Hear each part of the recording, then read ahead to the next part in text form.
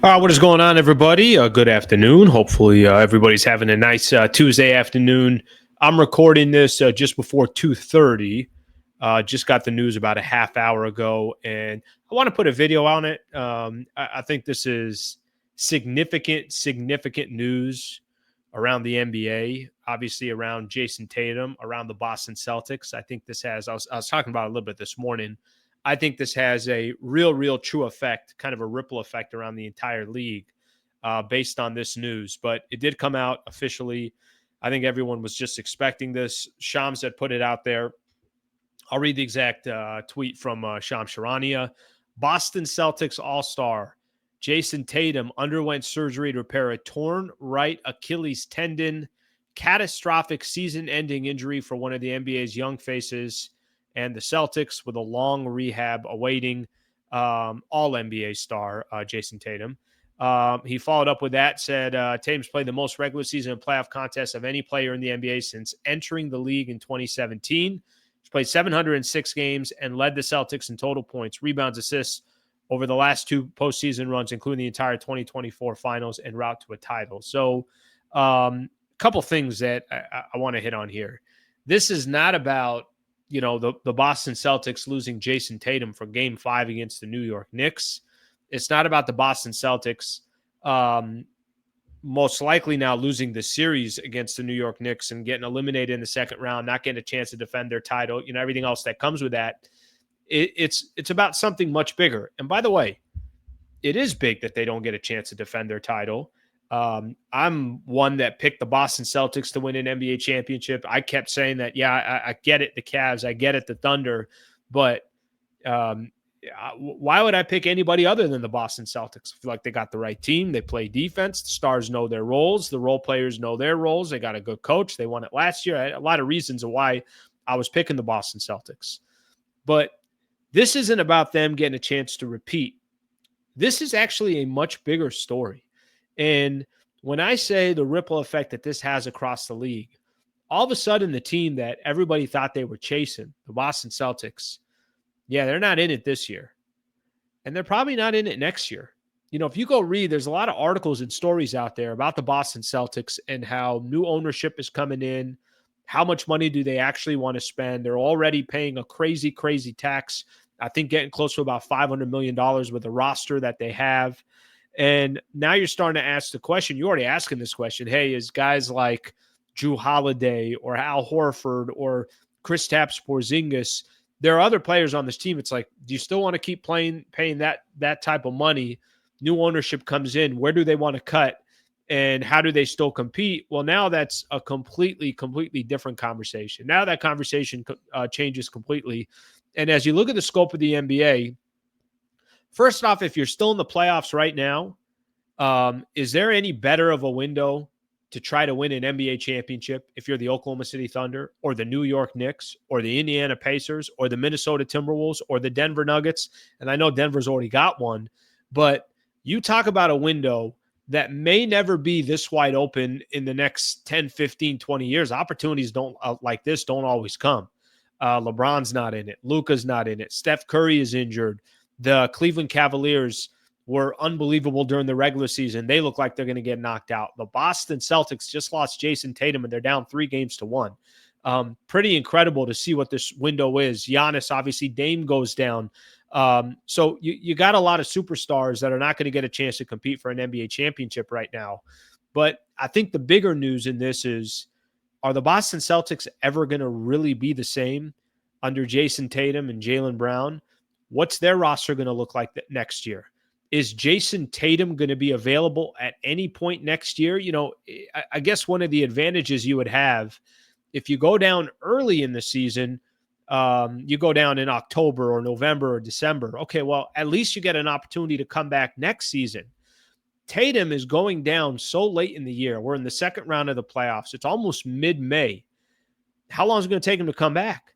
Is it going to take him 8 months? I mean, that's at the absolute low end. Is it going to take him 10 months, 11? I have no idea how long it's going to take him to come back, but he might. There's no guarantee that he sees any part of the floor next season. There really isn't. And maybe I'm wrong. This maybe comes back in March or something like that, and Boston's in the playoffs, and now they get Tatum back, and now they could go make a run.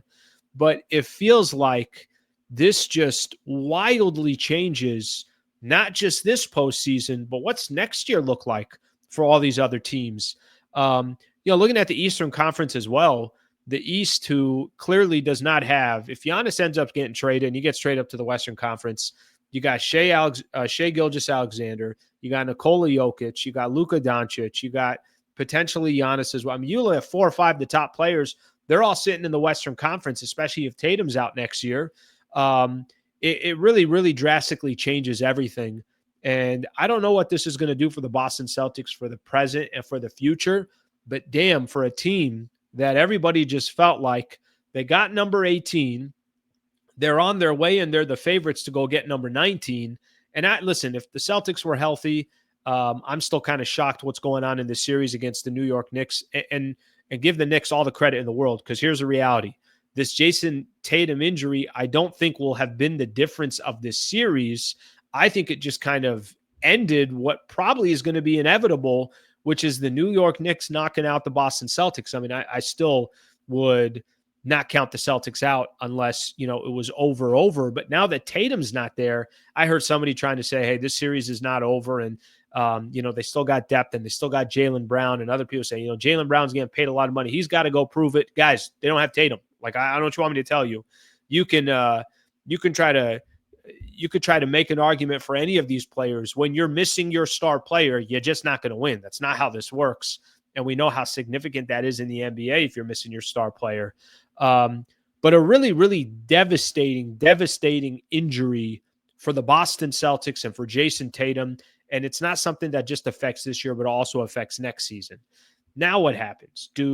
Do players that are stacked in the Western Conference, are they saying to themselves, you know what, am I better off trying to get out in that Eastern Conference? Are teams in the East right now saying, oh my God, there's a window and opportunity now.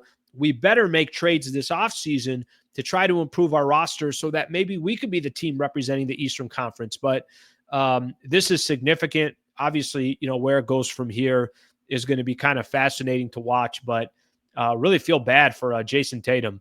He was balling out yesterday.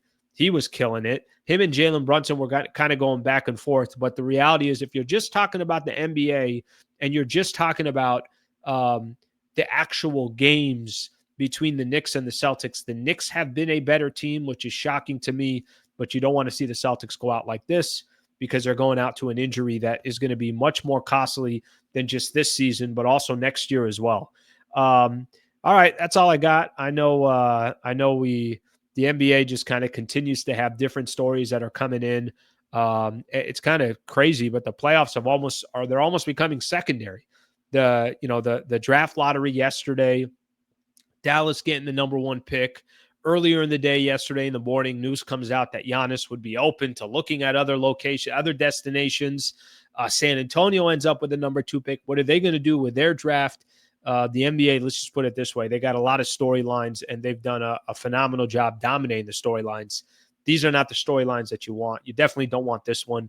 You don't want this one that Tatum's going to miss significant amount of time. As Shams put it here, a long rehab awaiting is 100% part of the future for Jayson Tatum. Okay, a couple of things. I'll throw some things out there. By the way, if you're new to the channel, welcome. Thank you for being here. I go live every morning, Monday through Friday at 8 a.m.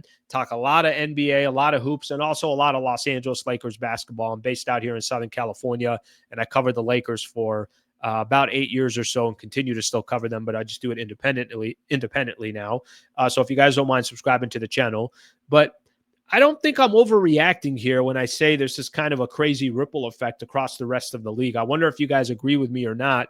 You start looking at that Eastern Conference, do teams in the East, I'm just going to throw some teams out there, the Indiana Pacers, the Philadelphia 76ers, I'll use an example of the New York Knicks just because of their situation. Whoever doesn't get to the finals, what kind of, how aggressive do they get in the offseason because of the understanding of the East just completely opened up? The East is open. I mean, if it's the Indiana Pacers and the New York Knicks in the Eastern Conference Finals, you may never get another opportunity as good as this to get to an NBA Finals and potentially win it. I mean, I think a lot of that's going to have to do who comes out of the Western Conference. If it's OKC, they'll be heavy favorites. But you add all that up together, and it's going to make for a very, very interesting offseason, even though it's already going to be a very, very interesting offseason. Appreciate you guys hanging out. Thank you for watching the video. The big news today, Tatum tears his Achilles.